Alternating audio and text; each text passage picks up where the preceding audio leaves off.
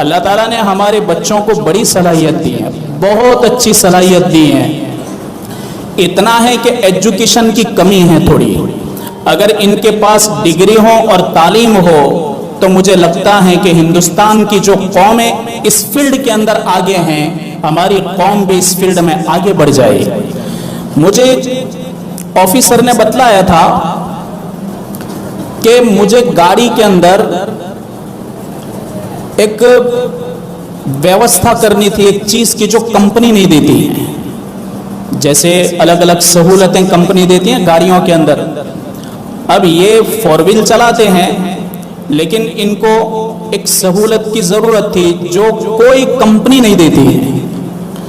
तो इनको सलाह दी, गैर मुस्लिम है, इनको सलाह दी कि आपको अगर स्किल इंडिया, कहते हैं स्किल इंडिया, सेंट्रल गवर्नमेंट नारा लगा रही है स्किल इंडिया, स्किल इंडिया। वैसे थोड़ी बनेगा स्किल इंडिया। स्किल इंडिया का मतलब एक तंदुरुस्त इल्म हुनर वाला इंडिया। तो इनको सलाह दी कि अगर स्किल इंडिया देखना हो तो शिमला पर चले जाओ, वहां तुमको स्किल इंडिया नजर आएगा कि हर बच्चा छोटा है पर इल्म हुनर में आगे हैं, उसके हाथ बड़े बाकमाल हैं। अगर चाहिए सहूलत आपको कंपनी ने नहीं दी, वहां तो कोई बच्चा आपको सहूलत दे देगा। ये सब तो वहां गए, जाकर इन्होंने सिस्टम बतलाई कि मुझे इस किस्म की गाड़ी के अंदर सहूलत चाहिए। हमारे यहाँ चूंकि सरकारी ड्यूटी होती है तो हमको इस किस्म की सहूलत उन्होंने सब बतलाया था मुझको, लेकिन ये कारीगरों की भाषा है, मुझे आएगा नहीं अभी। तो कहा कि मैंने समझाया बच्चे को कि ये सिस्टम आपको फिट करनी है।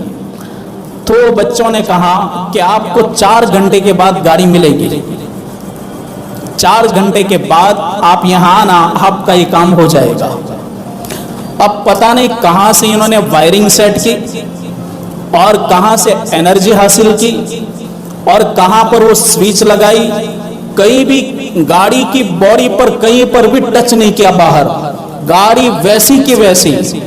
और वो जो चाह रहे थे उससे भी बढ़िया सहूलत दी।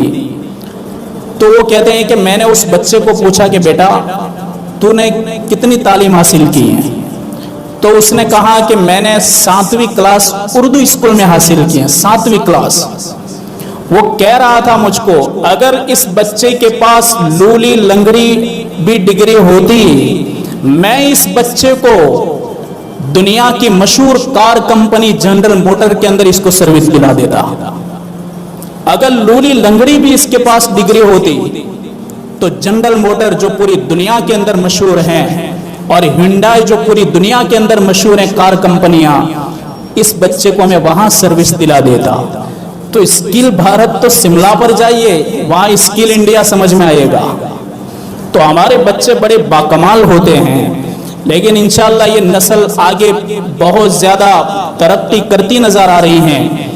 बस बात यह है कि आप लग़व कामों में मशगूल मत होना। बस गेमों के अंदर आपने अगर तालीम हासिल नहीं की तो ये बच्चा जो कमाल कर रहा है, ये बच्चा कमाल कर रहा है, ऐसे भी आप बाकमाल बन सकते हैं।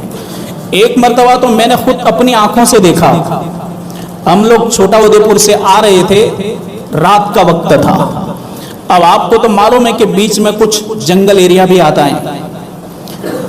तो एमपी की एक गाड़ी गुजर रही थी, हम आए उस वक्त तो खड़ी थी, वो गुजर रही होगी।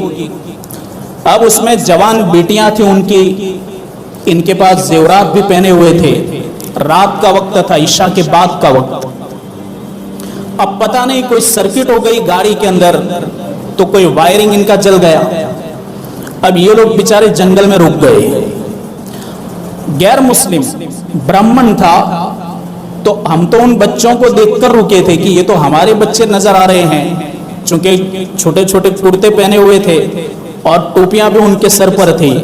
तो हमने समझ लिया कि ये हमारे बच्चे हैं।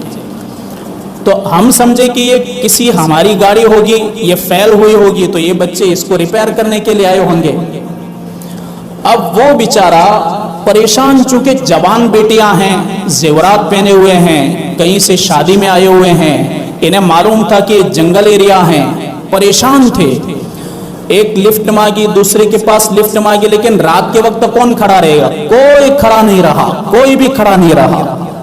हमारे 2 बच्चे बारिया से आ रहे थे, बाइक के ऊपर, कुछ भी कोई डर और खौफ नहीं, कौन होंगे, डाकू होंगे, लुटेरे होंगे, कोई खौफ नहीं, बस कोई गाड़ी फैल नजर आ रही है, वहीं के वहीं रुक गए और नीचे उतरे। ये सब कौन कह रहा है? जो उन बच्चियों का बाप था वो मुझे कह रहा था, और उन दोनों बच्चों को वो यहाँ बयान में भी होते हैं। तो मुझे वो कह रहा था कि हमको इतना डर लग रहा था, इन बच्चों ने यहाँ आकर तो सबसे पहले एक देहाती जो रह रहा था करीब में, उसका घर खुलवाया, और घर खुलवा करके मेरी इन बेटियों को वहां बिठा दिया रात के वक्त। और मुझे भी इन्होंने कहा कि आपको अगर वहां जाना हो तो जा सकते हो, चूंकि ये जंगल एरिया है, यहाँ कभी भी लूट हो सकती है। तो उसने पूछा हमारे बेटों को कि बेटा तुम फिर, तो कहा हम तो निपट लेंगे, हमें भागते भी आता है और हमें लड़ते भी आता है। तो पता नहीं बच्चों ने, हालांकि 2-3 कारीगर वहां आके गए, वो करीब में होते हैं ना, वो हवा भरने वाले होते हैं, और दूसरे छोटे मोटे कारीगर आके गए, लेकिन किसी को कुछ समझ नहीं पड़ी। अब इन बच्चों ने कहा कि ये आपकी गाड़ी इतनी ज्यादा फैल है कि एक दिन आपको गैरेज में रखनी पड़ेगी, सब जल गया है, लेकिन हम इसको डायरेक्ट कांटेक्ट कर देते हैं तो आप वहां तक मंजिल तक पहुंच सकते हैं, लेकिन वहां पहुंच करके जो हम वायर आपको बताए वो सब काट देना और ये काम करवा लेना, अगर आप चाहो तो आप मंजिल तक पहुंच जाओगे। तो ताज्जुब कर रहा था कि ये कितने टेक्नीशियन हैं, कितने मजबूत हाफिज़े दिमाग वाले हैं कि इन्होंने एक उसूल और कानून जो कंपनी ने बनाया है इंजन को चलने के लिए, उस कानून को तोड़ दिया और अपना कानून चला करके इंजन को चालू किया और इनको रवाना किया। ये सलाहियत नहीं तो क्या है? इसको तो स्मार्ट इंडिया कहते हैं। स्मार्ट इंडिया खाली बोलने से नहीं बनता, स्मार्ट इंडिया हाथों के कमाल से बनता है और जहन के कमाल से बनता है। तो अल्लाह तबारक व तआला हमारे बच्चों को मजीद तरक्कियात से नवाजें और अल्लाह तबारक व तआला पूरी उम्मत, पूरी दुनिया की इंसानियत के लिए, उम्मत मुस्लिमा के लिए नहीं, पूरी दुनिया की इंसानियत के लिए अल्लाह ताला उनको कबूल फरमाए। आप भी